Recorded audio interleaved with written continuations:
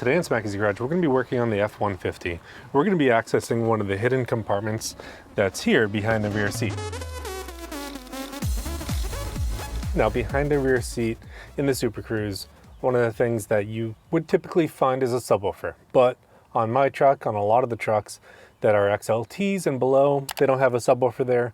So with that, you get some extra room that you can use to store stuff and to hide things. Now, it's a great place to put things if you don't want people to find them.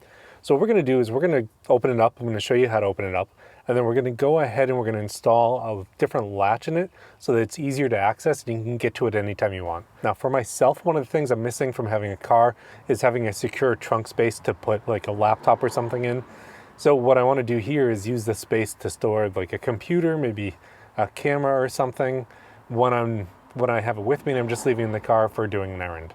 So what we're going to do is we're going to go ahead, I'm going to show you how to take this out and how to open it.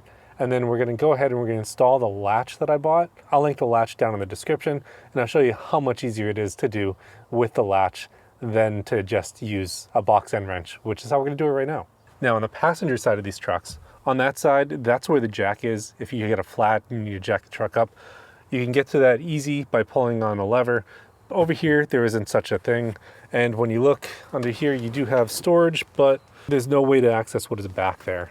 So we're going to go ahead and show you how to access what is behind the seat. Now, one of the first things you're going to notice is if you try to do this just as it is, there's no way you're getting your hand down here to be able to release the latch. So the latch is on the other side of this. So what I'm going to do is we're going to go ahead and we're actually going to lift this up. And as we lift this up, if you watch the top of the seat, you can see the top of the seat shift, and that gives you enough room to see the latch. Let's take a look at that latch that's back there. All right, now with this up and in this position, you can easily fit your hand back here and pull that latch out. Now, what I recommend doing is actually taking a look down here, and you can see the latch down there. What you're going to want to do is you're going to want to pull on that little pin that's sticking out. Now you can use your hand or you can use a box end wrench. This actually makes it a lot easier because you need to get a good amount of leverage on it to be able to pull it up. So we're going to go ahead, I'm going to show you how to use this. Now the only way to get this out and get forward is you have to put this back down. So after you pull this back down, this should just tilt forward and now you have access to this area behind here. Now, looking behind the seat, there's actually a significant amount of area available for storage. Now, you can fit, so if you have the subwoofer here, you can put the subwoofer here. If not, you can put, laptops, computers, whatever you want back there. You can see the jack on that side over there. But with all the space back here, we're going to make it more accessible by you replacing this latch with something that is easier to use than needing a wrench. And these, as you can see, they're really only for decoration. They don't do anything.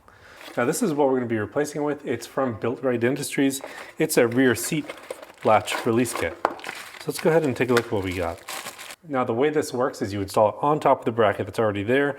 So we're going to go ahead and take out the two T30 Torx screws. Then after we have those out, we can go ahead and put this on top, and that should be close to it. Okay, so looking at this, it looks like this is going to slide underneath and be held in place by this bracket. So I'm going to go ahead and take these two Torx bits out and then move it around.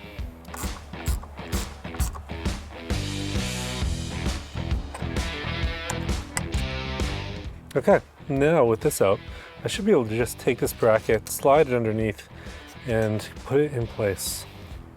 Now before I go ahead and do this, I'm going to put this into place and it's going to slide in just like this.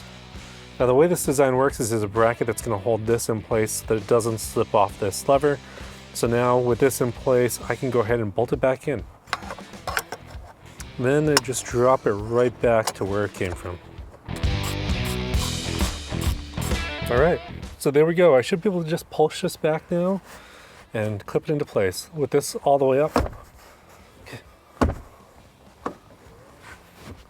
Now if it doesn't latch, this actually moves around so you can find the right location of that. Now one thing I noted while using this, and the other latch is the same, that this actually does move. So you need to make sure this is lined up in the right location to be able to use this. So after it's lined up, you should just be able to put it in and it should just fall into place.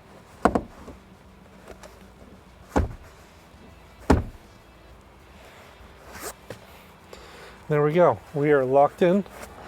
And after we're locked in, we're going to go ahead and pull this and check it out. There we go.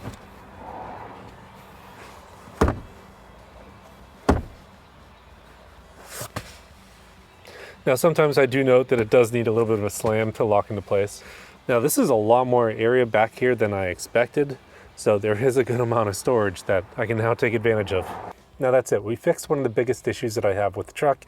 It's getting a nice secure location inside that people don't know about. I'll link the part that I used down in the description. Thanks for tuning in this week to Smackey's Garage.